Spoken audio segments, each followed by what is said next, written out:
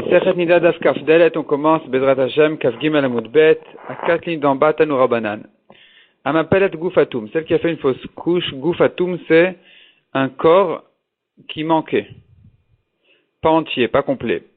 Enimot Me Leda, la mère n'a pas de Tumat Leda, ça s'appelle pas un accouchement. Veze Goufatum, qu'est-ce que j'appelle un corps qui manquait?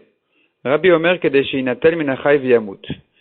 Si, quand c'est retiré d'un vivant, il meurt à cause de ce manque, alors c'est considéré effectivement comme un corps incomplet. Et combien effectivement il va mourir si on lui retire le vivant?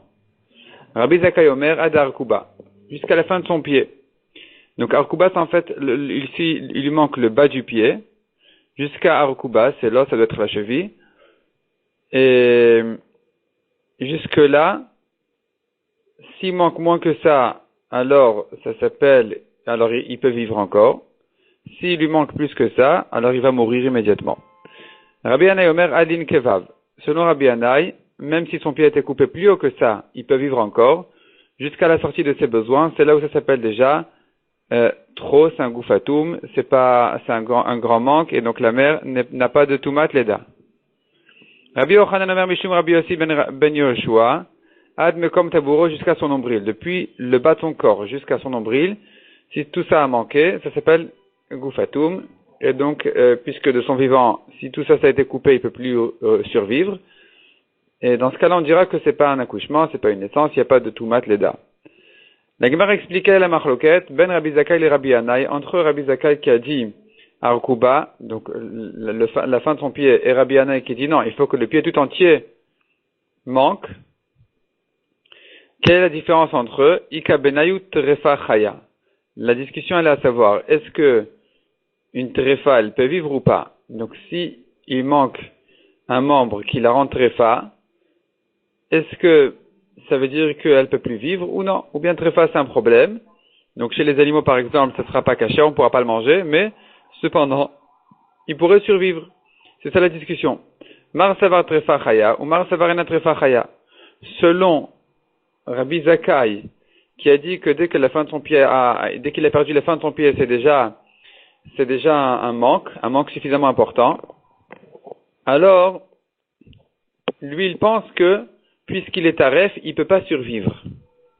Selon Rabbi Yannai, par contre, malgré que c'est une raison d'être trefa, quand il a perdu la fin de son pied, cependant, il peut survivre, donc chaya, il peut vivre, et donc pour considérer que ce soit un goufatum, un corps incomplet, il faut qu'il lui manque plus que ça. C'est pour ça que Rabbi Yannai a dit jusqu'en haut de ses pieds, de ses jambes.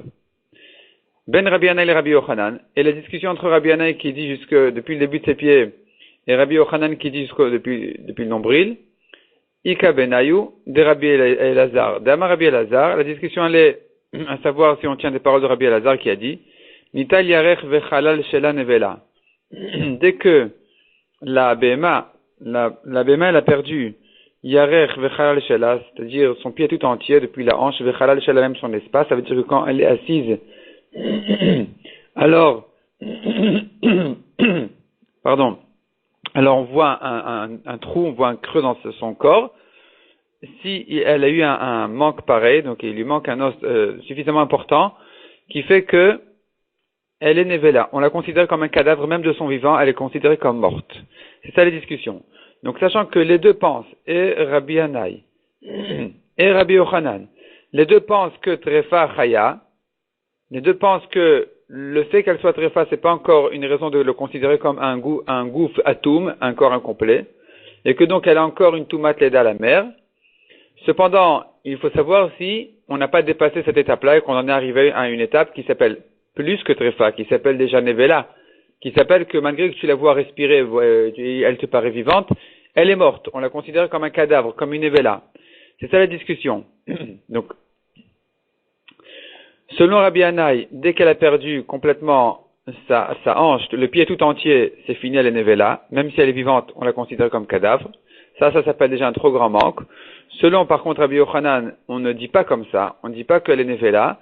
On dit que jusqu'au nombril, ça va. C'est-à-dire, elle s'appelle vivante jusqu'à que elle est perdue depuis le nombril jusqu'en bas. Ou bien depuis le bas jusqu'au nombril.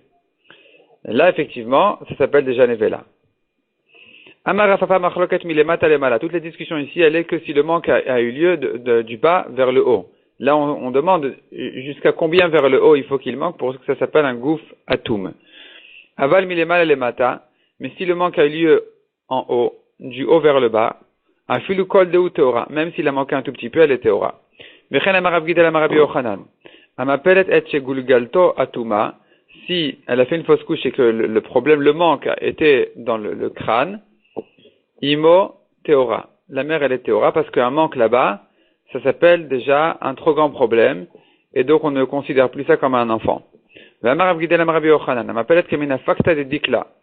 elle a fait une fausse couche d'une forme comme d'un palmier, c'est-à-dire que et les mains et les bras donc et les pieds étaient à la hauteur de ses épaules, vers le haut.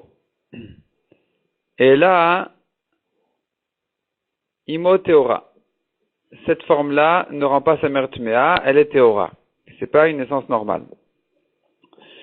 Itmar, amapelet mi panav musmesim, celle qui a fait une fausse couche d'un enfant qui panav, sa face, son visage, il est musmesim, Sarash il explique me'uchin ktsat, un peu écrasé. Velo kolkar ke panav tuchot. Il y a plus que ça encore qui s'appelle panav tuchot. Donc on a quelques degrés, combien son visage il est déformé. Le degré le plus léger, ça s'appelle musmesim. Rabbi Yochanan amar imot mea, Resh Lakish amar imot teora. Selon Rabbi Yochanan, c'est quand même considéré comme un enfant, et donc la mère elle est mea. Selon Resh Lakish, non, elle est teora. Et tivé Rabbi Yochanan et Resh Lakish. Donc Rabbi Yochanan qui dit c'est un enfant, a objecté Resh Lakish qui dit que non, la mère elle est teora. Il objecte par une braïta qui dit, amapelet yad chatucha veregal chatucha. Si elle a perdu une main chatucha, ça veut dire avec les doigts bien découpés, ou bien un pied avec aussi les orteils bien découpés. Imot mea leda ve'en chosheshin shema miguf atum bata.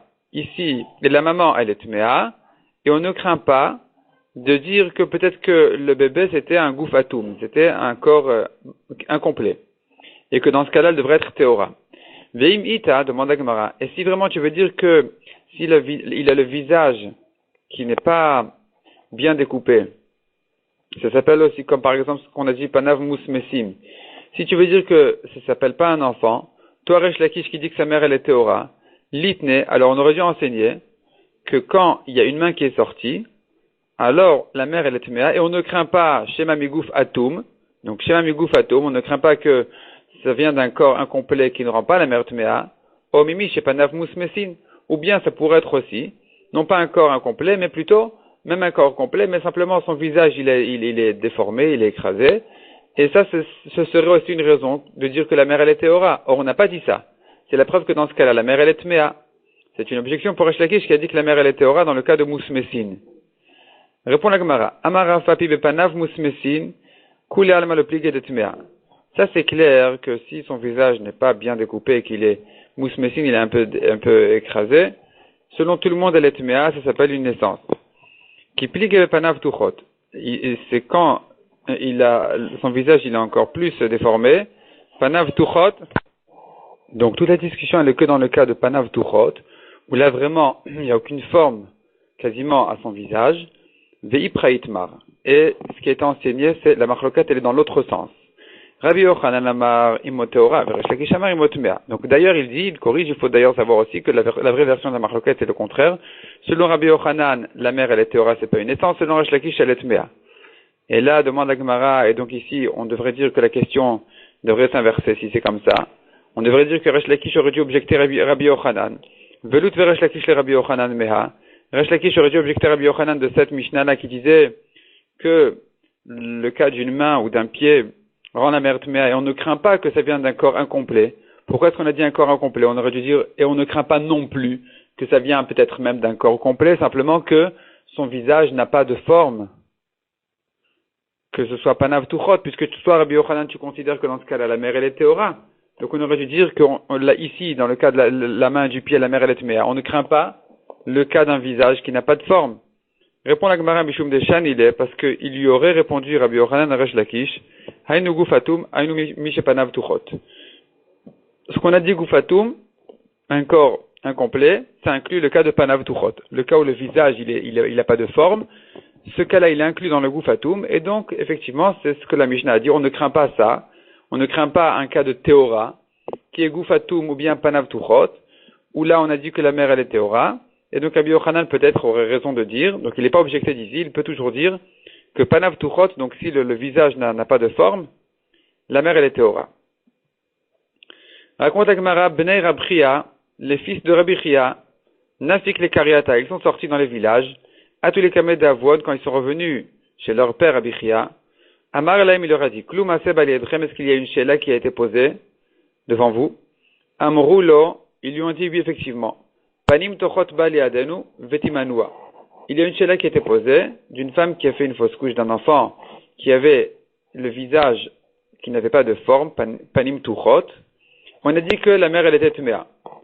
Amar Elaim Tseu Vetaaru Machetimetem. Allez, retournez là-bas, dites que la mère, elle est Théora. Allez dire que c'est Théora, ce sur quoi vous avez dit que c'est Tamé. Maïda Taïchu, car qu'est-ce que vous pensiez quand vous avez dit qu'elle est Tmea? Les Khumra, vous avez voulu dire une Khumra dans la Machloket de Rabbi Yochanan et Resh Lakish, de dire qu'elle est Tmea. Rabbi Chia leur dit, c'est pas évident cette Khumra du tout. Au contraire, c'est Khumra d'Ateli de Koulaï. C'est une Khumra qui va en arriver à une Koula.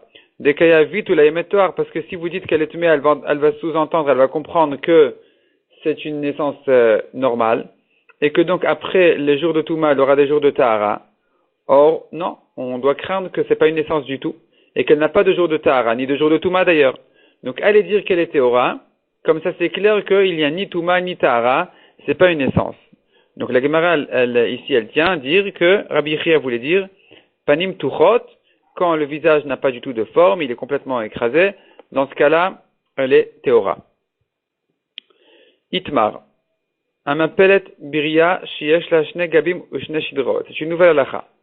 Si maintenant elle a fait une fausse couche d'un enfant qui a 2 dos et 2 colonnes vertébrales. Amarav. Beisha Novalad. Si c'est chez une femme, l'enfant n'est pas un enfant, il n'est pas un enfant, Bebema Azur Be'achila. Et si c'est chez une Bema, alors on n'a pas le droit de manger. Donc une vache qui donnerait un veau pareil, ce veau-là est interdit. Ou une femme qui aurait un enfant pareil, cet enfant-là n'est pas considéré comme un enfant, et donc, elle n'a pas de Touma. Entre autres, il y aura encore d'autres halachot qui vont sortir de ça. Bemaï Kamiflege, quelle est la discussion ici? Elle répond à la Gemara de Rav Chanin Baraba, d'Amar Rav Chanin Baraba. Il discute dans ce que Rav Chanin Baraba a dit. Hachesua. La Torah dit Hachesua. La Torah, en parlant des animaux, elle a parlé d'un animal qui s'appelle Hachesua, qui est interdit. C'est écrit Edzelotochlu. Et un des animaux interdits, c'est Hachesua. Qu'est-ce que cette Chesua? Chesua, ça veut dire qui est fendu. Biria, c'est une créature, Shiesh la Shne Gabin Ushte Shidrot, qui a 2 dos et 2 colonnes vertébrales. Et là, ils sont en discussion à savoir, mais qu'est-ce qui est interdit ici? Rav Amar Biria Be'almaleta. Selon Rav, il n'y a pas d'animal pareil, ça n'existe pas. Mais Chiag Mere Rachman ale Moshe, ce que la Torah a enseigné à Moshe, Bim Eima Gmere, c'est que si c'était un fœtus, et la Torah vient apprendre qu'il est interdit. Ou Shmuel Amar Biria Be'almaïta. Selon Shmuel, ça existe un animal avec 2 dos, 2 colonnes vertébrales. Mais Chiag Mere Rachman ale Moshe, est-ce que la Torah enseigne à Moshe que c'est interdit? Be'alma Gmere, c'est quand il est vivant. Aval Bim Eima Sharia. Mais en tant que fœtus, dans le ventre de sa mère, il est permis. Donc ça, c'est la discussion à savoir. Est-ce que 2 dos, 2 colonnes vertébrales, c'est considéré comme quelque chose, comme un enfant, comme une béma ou pas? Donc selon Shmuel, oui. Selon Rav, non. Et il est Rav Shimi Bachia le Rav. Rav Shimi objectait Rav. Rabbi Chanina ben Antignos Omer. On voit dans une Mishnah qui dit, selon Rabbi Chanina, Kol sheshlo shne gabin u shne shidraot, pasoul. Un Bechor, un premier-né, qui a 2 dos, il est pasoul. Si on efface le mot lavoda, comme ce qui est corrigé sur le côté, ça veut dire que c'est un Bechor pasoul, il n'est pas korban. Il a un défaut. Alma dechaye. Donc je vois qu'il peut vivre. Comment est-ce que Rav a dit qu'il ne peut pas vivre et que tout ce que la Torah interdit, c'est que il est dans le ventre de sa mère? Parce que sinon, c'est pas la peine de dire, de toute façon, il ne peut pas vivre. Ici, on voit que non, il peut vivre. Il est question de dire qu'il n'est pas Bechor. Amar le Shimiat. Alors Rav a dit Rav Shimi, il a dit, tu es Shimi. Rashi donne quelques explications pourquoi il a dit tu es Shimi. Rashi dit, c'était son petit-fils. Et donc, il a dit de manière chaleureuse, tu poses une bonne question.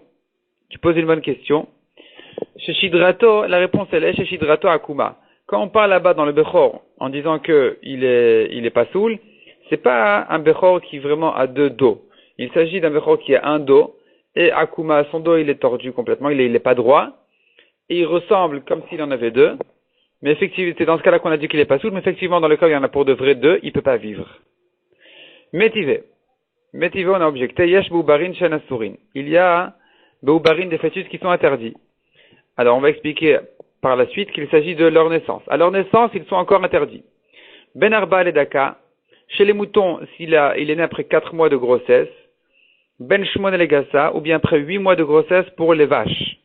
Hemen ou les mata, Asur, moins que ça, il est interdit. Yatsa, ça vient exclure Mishiesh le Shnegabin ou Shneshidraot, celui qui a deux dos, deux colonnes vertébrales. Donc qu'est-ce qu'on voit ici? Toutes ces naissances-là qui sont un peu prématurées sont interdites, Rashi explique Mishum Nevela. On considère que, même s'il paraît vivant, il est mort, c'est un cadavre. Et donc, on voit ici que s'il est né avant son temps, c'est une Nevela, il est interdit. Et on vient exclure celui qui a deux dos. Qu'est-ce que ça veut dire qu'on l'a exclu? On l'a exclu de quoi? Mayatsa. De quoi il est sorti? La viatsa miklal ubari, n'est-ce pas qu'il est sorti des fœtus en général? Shafilu bim eiman asurin. Les fœtus en général, ils sont permis. Si j'ai fait la shrita de la vache et que j'ai vu un veau prématuré, qui n'a pas encore terminé ses 9 mois de grossesse, alors il sera permis grâce à la shrita de sa mère. Tandis que, si j'ai trouvé là-bas une chessoua qui a deux dos, je dirais que c'est interdit. Donc, qu'est-ce qu'on voit d'ici? Que même quand se trouve dans le ventre de sa mère, il est interdit. Et c'est une cachia pour Shmuel qui a dit qu'il n'interdit qu'après sa naissance, mais avant sa naissance, il est permis. Répond la Gemara. Rav Meteres Letame ou Shmuel Meteres Letame. Rav va interpréter cette braïta selon son avis et Shmuel aussi. Rav Meteres Letame. Donc Rav va interpréter cette braïta là selon son avis. Ben Arba Ledaka, Ben Shmuel Legasa, si c'est un mouton avant les 4 mois. Ben Arba, qui a 4 mois au lieu de 5. 4 mois de grossesse. Ben Shmuel Legasa ou un veau qui a 8 mois de grossesse au lieu de 9. Alors cela, Emen ou les mata assour. Comme ça, ou moins que ça, c'est interdit. Quand il est né, il est interdit. Il est né parce qu'il est né, c'est un cadavre. Même s'il est vivant, il est mort. Aval bimeimo share. Mais s'il est encore dans le ventre de sa mère, il est permis. Yatsa, à l'exception de Mishesh le Shnegabin veshne shidraot, que s'il a deux dos, de afil bimeimo nami asur. Même dans le ventre de sa mère, il est interdit. Donc ça, c'est Rav, qui pense qu'il est interdit même dans le ventre de sa mère, comme ce qu'on a vu. On tourne la page. Ou Shmuel meteres letame. Shmuel, lui, il explique à sa manière, et il dit comme ça. Ben Arba Ledaka, Ben Shmuel Legasa, à 4 mois de grossesse pour les moutons, ou 8 pour les veaux, et même nous les mata assour. Moins que ça, c'est interdit. Quand est-ce que on a dit que c'est interdit? C'est que si, comme on a dit, il n'a pas terminé ce mois de grossesse. Aval kalu lo chodashav mutar. Mais s'il a terminé ce mois de grossesse, alors il est permis. Yatsa mishesh lo shne gabin shne shidraot, à l'exception de celui qui a deux dos, de afalgav de kalu lo chodashav, que même si vraiment il est né à temps, après 9 mois de grossesse, il est né, enfin, imyatsa la vira olam assour. Même quand il est sorti et qu'il est né, il est interdit. Ou plutôt, quand il est sorti et qu'il est né, il est interdit. Tandis que bim eimo shari. S'il était encore dans le ventre de sa mère, il aurait été permis. Parce que selon Shmuel, la Torah ne l'a interdit qu'en tant qu'animal vivant, qui marche. Mais dans le ventre de sa mère, il est permis. Et c'est ça ce qu'on a dit ici. Quand on a dit à l'exception, on voulait dire que tout ce qu'on a interdit, c'était que quand il est prématuré. S'il est né à temps, il est permis. Quand est-ce qu'il est permis? Que s'il n'a pas de dos. S'il est de dos et qu'il est né, il serait interdit. Mais s'il n'est pas encore né, alors il est permis.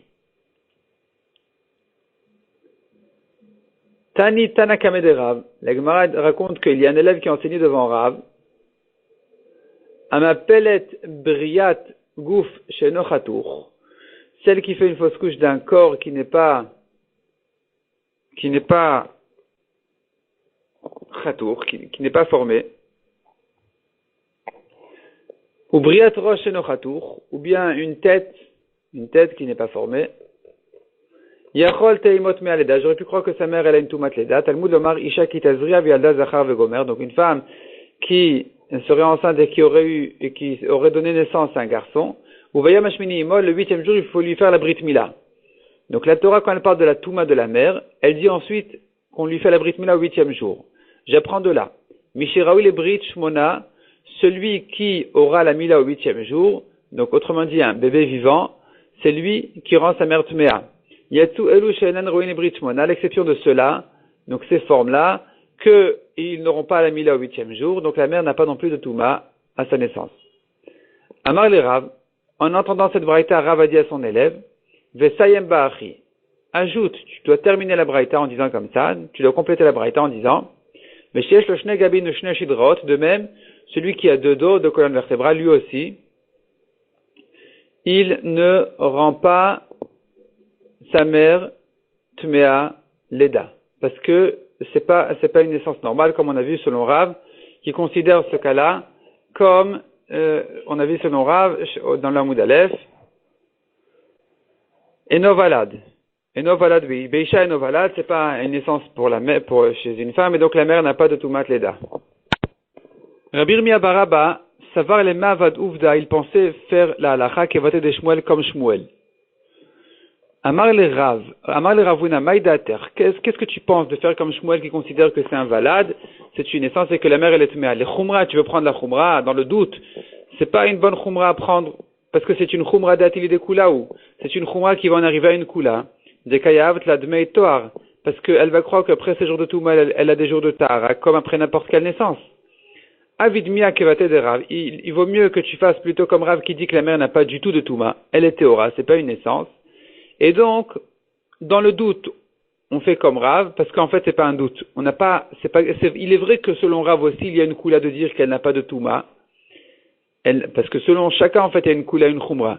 Selon Rav, elle commence par une tara. C'est-à-dire, elle n'est pas tmea à la naissance. Et elle n'a pas non plus de jour de tara, qui voudrait dire que même si elle voit du sang pendant ces jours-là, qui suivent les jours d'après la naissance, alors n'importe quel sang serait tahor. Donc, dans une naissance habituelle, il y a une khumra de dire que la naissance elle-même l'a rentamée, mais il y a une koula de dire que les jours ensuite, ils sont des jours théorim. Et donc, ici, quand on va dire comme Rav, on va dire non, il n'y a pas de touma à la naissance, on aura pris une koula de dire qu'elle n'a pas de touma immédiatement.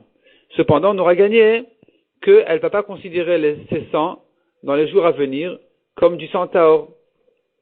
On préfère faire comme Rav, malgré sa koula. Pourquoi on préfère faire comme Rav? Donc c'est ce qu'il dit, Avid en début de ligne, Avidmia kavate de Rav, fait cependant comme Rav, de Kaimalan ilchetake Rav, bi-Issour, car nous tenons que la lacha est comme Rav dans les questions de Issour et Eter, ben ekula ben chumra. C'est-à-dire, quand il y a une machlokat entre Rav et Shmuel, si c'est une question de mamonot, d'argent, la lacha est comme Shmuel. Shmuel est un grand dayan.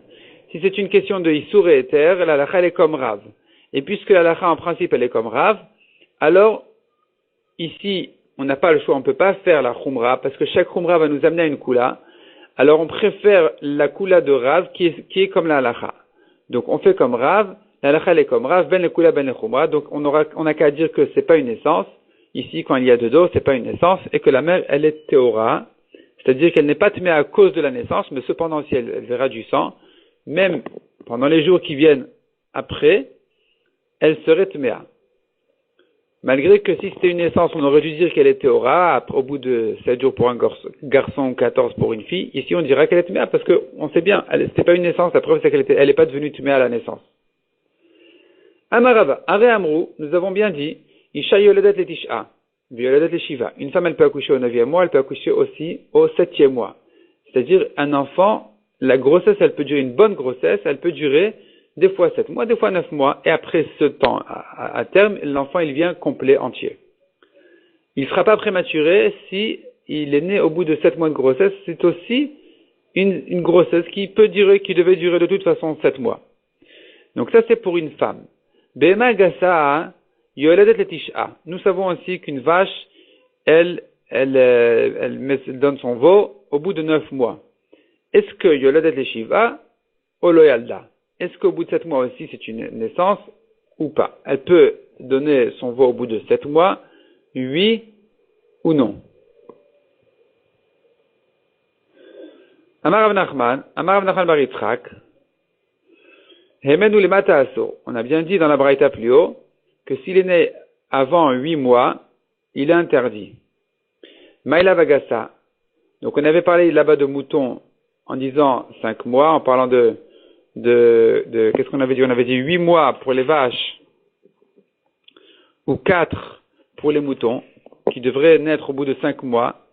N'est-ce pas que quand on a dit que moins que ce temps-là, c'est pas une naissance, n'est-ce pas que ça se rapporte aussi sur les vaches? Répond la Gemara, non. Lo adaka, ça se rapporte que sur les chèvres, les brebis. Elles, au bout de 4 mois, ou moins que ça, c'est pas une naissance, il peut pas vivre. Mais le veau, il peut vivre effectivement au bout de 7 mois. Demande à Gemara Haïmaï, qu'est-ce qu'il en est de cette réponse-là? Iamrat bishlama agasa, ça va bien si tu dis que ça se rapporte sur les vaches, itterir. On a ici un chidouche, on a besoin de ce chidouche-là. Sal kadata chamina, j'aurais pu croire, ho'il ou beisha chaye, puisque chez une femme, au bout de 7 mois, il peut vivre l'enfant, mais bemanami chaye, chez les vaches aussi, il peut vivre au bout de 7 mois, kamash malandelo chaye. Le chidouche serait de nous dire que non, il ne peut pas vivre au bout de 7 mois. Et là, iamrat adaka, mais si tu dis que ça se rapporte que sur les brebis, Adaka Itmar, c'est que sur ça qu'on a dit que moins que 4 mois, il peut pas vivre. Pshita, c'est évident. Batlataya Chemika Chaye, est-ce qu'au bout de 3 mois, il peut vivre? C'est évident que non. Quel est le chidouche? Donc on doit dire que ça s'apporte sur les vaches pour nous dire qu'au bout de 7 mois, sache qu'il ne peut pas vivre et donc il est interdit. C'est une évela, il est interdit. Répond la Gemara Itterir. Non, on a quand même besoin de ce chidouche-là. Sal Kadata Chamina, j'aurais pu croire. Kol Batir Treyar Chaye. Chaque grossesse, elle a aussi une autre possibilité, une autre option de durer 2 mois de moins. Et donc, chez les vaches, ça pourrait durer 7 mois. Et chez les chèvres, ça pourrait durer 3 mois aussi. Oui, j'aurais pu croire comme ça. Kamash Malan, que non. Que chez les femmes et chez les vaches, ça peut durer 2 mois de moins. Mais chez les chèvres, ça ne peut pas durer 2 mois en moins. Donc, on est resté en question. Est-ce qu'un veau qui est né au bout de 7 mois, il est vivant ou on le considère comme un cadavre? On peut le manger ou pas? Ça reste en question. Amar Abuda Amar Shmuel, Amapelet Dmut Lilith, si elle a fait une fausse couche d'une forme d'un enfant qui a des ailes. Rashi explique, c'est une sorte de sheda, une shed. Imot Me'aleda, la mère, elle a une tumat leda. Pourquoi? Valadou, elle a shiesh loknafaim. C'est considéré comme un enfant, simplement, il a des ailes. Tanya Namerchem Arabi aussi, Maaseh Simoni Be'achat, il y avait une histoire dans l'endroit de Simoni, d'une femme chez Piladmout, etc. Et la femme, elle a fait une fausse couche de cette forme-là. Uba Maselifne Chachamim, et l'histoire a été posée devant les Chachamim, Ve'amrou, ils ont dit, Vladou et la Shesh Loknafaim. C'est un enfant, simplement, il a des ailes, et donc, la mère, elle est tumea. Hamapelet Mout Nachash. Quel est le digne d'une femme qui a eu un enfant qui a une forme de serpent? Une fausse couche d'un enfant qui a une forme de serpent. Ora Chanina ben Achiv shel Rabbi Yoshua, Chanina, le neveu de Rabbi Yoshua, a enseigné, Imot me'aleda, la mère elle est mea. Halach Rav Yosef, Vesiper dvarim lifnei Rabban Gamliel. Rav Yosef est allé, et il a raconté l'histoire devant Rabban Gamliel. Donc il lui a raconté, voilà mon neveu, Chanina, il a dit que la mère elle est mea pour une forme de serpent. Shalach lo Rabbi Yoshua. Alors Rabbi Yoshua lui a envoyé, il lui a répondu, Hanheg ben achicha ubo, conduis ton neveu et viens avec lui. Belichatan, lorsqu'ils sont venus, yatzat kalat Chanina likrato. La belle-fille de Chanina, elle est sortie à sa rencontre, Amra, elle lui a dit, Rabbi, elle lui a posé justement cette question. Amapelet kemin nachash. Donc, Rachidi, elle s'est adressée à Rabbi Yoshua. Et elle lui a dit, Amapelet kemin nachash maou. Une femme qui a fait une fausse couche d'une forme de serpent, est-ce que elle est téméa ou pas? Amar laimo teora, c'est rien du tout, la mère elle est teora. Amra lo, alors la belle-fille de Chanina a dit à Rabbi Yoshua, Valo meshimcha amrali chamoti. Mais pourtant, en ton nom, on m'a dit ma belle-mère, donc la femme de ton neveu. Imo tmea, que sa mère, elle est tmea, c'est une forme, 8 d'enfants. Le serpent, c'est quand même une forme de naissance qui rend la mère tmea. Ve'amar la mezetam. Il a dit pour quelle raison? Oh, il, vegalgal eno agol kesheladam, car son œil, il est rond comme d'un homme. Donc c'est considéré comme un enfant. Mitor dvarei nizkar Rabbi Yoshua. De ces paroles, de la belle-fille de son neveu Hanina, Rabbi Yoshua s'est rappelé qu'effectivement il avait dit qu'elle était tmea dans ce cas-là. Shalach le Rabban Gamliel, alors il a renvoyé la réponse à Rabban Gamliel, il a répondu à Rabban Gamliel, il lui a dit comme ça. Mipi hora Hanina. C'est en mon nom que Hanina avait enseigné que pour cette forme-là, la mère elle est tmea. Ne t'étonne pas sur lui, c'est en mon nom qu'il a dit. C'est moi qui avais dit ça parce que le serpent il ressemble à un homme. Amar Abaye, de cette histoire, Abaye a appris une leçon générale. Shmamina, de là on entend, Turba Merabanan de Amar Milta, un Talmid Chacham quand il dit une chose, une halakha, Lema Batama, il doit dire sa raison aussi. Afin que quand on lui rappelle, il va s'en souvenir. Comme ici. Rabbi Yoshua il s'est étonné. Au début il avait dit mais elle est Théora. Et quand la femme elle a dit non mais en ton nom on m'a dit qu'elle est Tméa, Rabbi Yoshua il ne se souvenait pas encore de ça jusqu'à ce qu'on lui a dit non mais la raison elle est parce que le serpent il ressemble à un homme. Et quand il s'est souvenu de la réponse, de la raison, alors c'est là où il s'est souvenu qu'effectivement c'est lui qui avait enseigné qu'elle était Tméa. Donc il faut faire attention en général, quand un Talmid Chacham il dit une halakha, toujours de dire la raison aussi, de manière à ce que s'il l'oublie, on puisse lui rappeler grâce à la raison de la chose. Mishnah suivante. Amapelet shafir malemaim. Ici elle a fait une fausse couche d'un shafir, le shafir c'est la peau du bébé, qui est malemaim plein d'eau, maledam ou de sang, malegnunim ou de toutes sortes de couleurs, et na chosheshet levlad. Elle ne craint pas qu'il y avait ici un enfant. Ve'im hayam merukam, mais s'il était un peu formé à l'intérieur, teshev les zachar velinkeva, elle doit, teshev ça veut dire elle s'attarde dans des jours de Touma et de Tahara, comme pour un garçon et une fille. Elle doit craindre que c'est un garçon et qu'elle n'a que jusqu'à 40 jours ces jours de Tahara, et pas jusqu'à 80. Elle doit craindre aussi que c'est peut-être une fille et que donc elle a 14 jours au début de Touma et pas que 7. Parce que la Torah nous dit, une femme qui a eu un garçon, elle est tmea à 7 jours, et depuis le 8e jusqu'au 40e, elle sera théora même si elle voit du sang. Si par contre c'est une fille, elle est tmea pendant 14 jours, et ensuite elle est théora pendant 66 jours jusqu'au 80. Et ici elle doit craindre les deux, donc elle doit limiter ses jours de Tahara jusqu'au 40, et elle doit prolonger ses jours de Touma jusqu'au 14e jour d'après la naissance. De même, si sa fausse couche était un sandal, ça veut dire qu'il y avait des jumeaux et que un était déformé à cause de l'autre, Oshilia ou le placenta, alors elle doit craindre ici aussi que c'était peut-être un garçon, peut-être une fille, et comme on a dit, elle aura 14 jours de Touma, et ces jours de Tahara ne se prolongent que jusqu'au 40e et pas plus que ça. Demande à Gemara, Bishla madame umaim loklumi, je comprends bien que si dans le shafir il y avait du sang ou de l'eau, c'est rien du tout. Shafir, on a dit, c'était la forme de la peau. Et la gnunim, mais quand il y a de toutes sortes de couleurs, nechu shema vlad hava venimoir, on devrait craindre qu'il y avait ici un enfant, et qu'il a fondu. Amar Abaye, kama yain chai shatat imo shel ze shenimoach ubara betoch me'ea. Combien de vin chai, pas coupé, tu crois que sa mère a dû boire pour que son enfant, son fœtus, son oubar, il se perde tellement dans son ventre, il n'y mord, qu'il est fondu tellement dans son ventre. C'est pas possible. On n'a pas à craindre ça. Rava Amar, Maletnan. Deuxième réponse, Rava dit non, on craint pas ici un enfant. Pourquoi? Parce que c'est écrit Malé, il est plein. Veim itadit muche itmar. Et si vraiment on devrait craindre qu'il avait fondu, Mirsa Chaser, il devrait manquer. On devrait voir un peu d'espace, pas plein. S'il est plein, c'est que c'est pas un enfant. Plein de toutes sortes de couleurs. Rava Dabarava Amar, troisième réponse, Gvanim Tnan, toutes sortes de couleurs on a enseigné dans la Mishnah. Veimita dit Moucheit Mar, si vraiment c'est un enfant qui avait fondu, Kula Bechad Gavna avec Kai. Et tout aurait eu la même couleur. Donc puisqu'il a plusieurs couleurs, c'est la preuve que c'est pas un enfant. C'est pas un enfant et que donc elle a pas de Touma ici. Tanya Abba Shaul Omer, Abba Shaul raconte.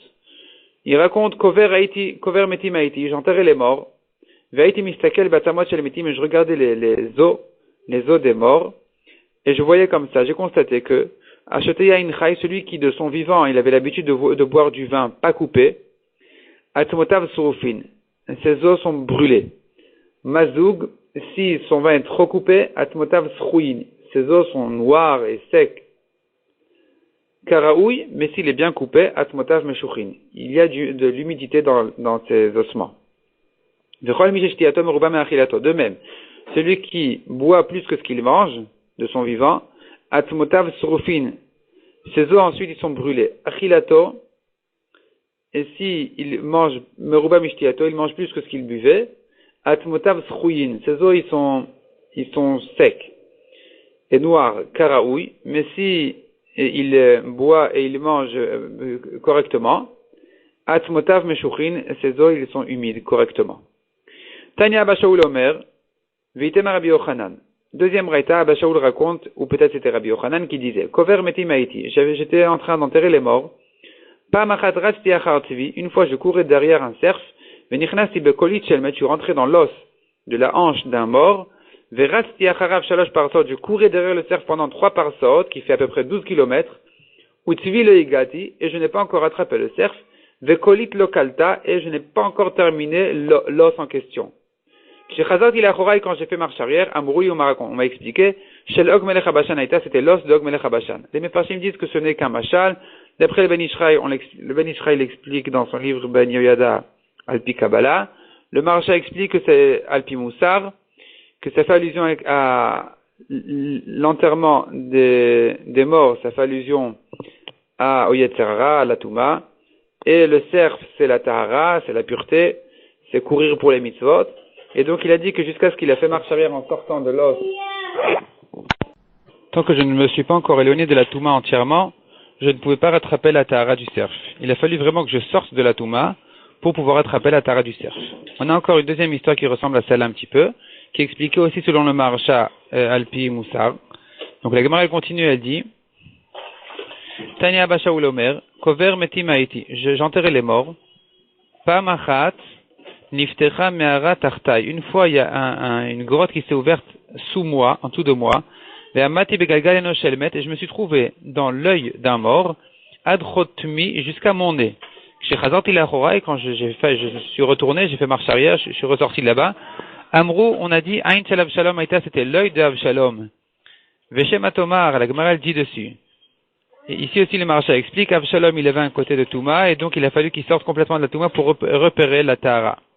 Veshem Atomar, si tu veux dire que Abba Shaul Nana, ça va, c'était un nain, c'est pour ça que il rentrait dans l'œil de Avshalom, jusqu'à son nez. La Gemara dit non, pas du tout. Abba Shaul Aroch Bedorava, il était le plus haut de sa génération, il était haut. Rabbi Tarfon Magia Liktefo, Rabbi Tarfon arrivait à son épaule. Rabbi Tarfon lui-même, Aroch Bedorava, il était spécialement haut dans sa génération. Rabbi Meir Magia Liktefo, Rabbi Meir arrivait à son épaule. Rabbi Meir Aroch Bedorava, Rabbi Meir lui-même, il était haut dans sa génération. Rabbi Magia Liktefo, Rabbi arrivait à son épaule. Rabbi Aroch Bedorava, de même Rabbi, il était haut spécialement dans sa génération. Rabbi Chia Magia Liktefo, Rabbi Chia arrivait à son épaule. Rabbi Chia Aroch Bedorava, lui aussi, Rabbi Chia lui-même, il était spécialement haut dans sa génération. Rav Magia Liktefo, Rav arrivait à son épaule. Rav Aroch Bedorava, Rav lui-même, il était haut. Rav Yuda Magia Liktefo, Rav Yuda arrivait à son épaule. Rav Yuda, qui était son élève, donc Aroch Bedorava, il était aussi spécialement haut. Ada Daila Magia Liktefo. Ada Daila, donc Ada qui était Daila, ça veut dire le Shamash de Chachamim, il arrivait aussi à son épaule.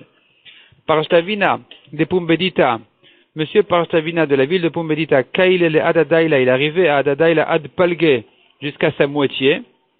Veku le Alma et les gens et tout le monde, Kaile Parchtavina arrivait à monsieur Parchtavina de Pumbedita, Ad Charte jusqu'à sa taille. Donc pour nous donner une idée, un peu une idée de la taille immense de Abba Shaul, qui était plongé complètement dans l'œil d'Avshalom jusqu'à son nez, et donc il a fallu ça nous montre combien l'œil d'Avshalom était grand. Peut-être que ça fait allusion à dire qu'Avshalom il avait de trop grands yeux, il a pris les femmes de son père, donc il regardait trop ce qui ne le concernait pas, ce qui n'était pas à lui. Et donc ça nous montre la force des yeux de la Touma, desquels il faut sortir complètement pour retrouver la Tahara. On va s'arrêter là pour aujourd'hui.